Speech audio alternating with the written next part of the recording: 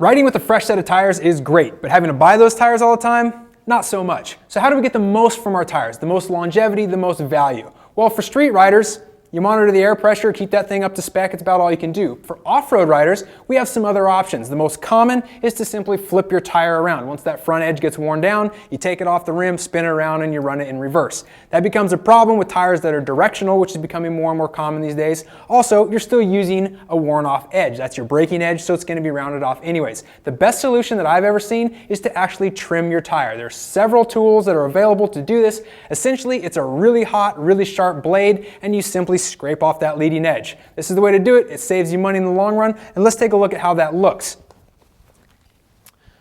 So this is the Tread Doctor. This is about 60 bucks, which means it's going to give you a lot of value. It's basically half the price of a tire, and it's giving you a new tire in return. Now basically what this is a super hot instrument. Here's the sharp edge we were talking about, and once it gets up to temperature, be real careful with this thing. Don't set it in a puddle of oil or anything stupid like that.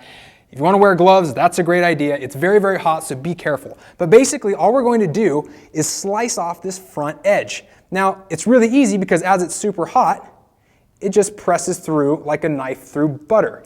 And as you get to the bottom, you scoop it out, and you get this nice sharp edge. So you can actually tailor this, like on this tire. These are a straight cut, these are supposed to be more of a butterfly, so you can actually put them at the right angle that you want. Once you get the hang of this, it goes really, really quick. And like I mentioned, at only 60 bucks, this thing's gonna pay for itself the first time that you use it. One of the key things to remember with this is that you actually want to start it fairly early. Don't wait until your tire is completely roached and rounded over. This one's actually almost a little too far gone. Once that happens, you have to take really thick cuts, so it's a better idea to do it after 1 or 2 rides. You just shave off a little bit, and then you can actually do it after every 1 or 2 rides after that, as many times as you want, until this thing gets so small it's not really performing as well. I've used this a lot myself. You get darn near new performance out of this thing, so it's really a handy thing to have in your garage.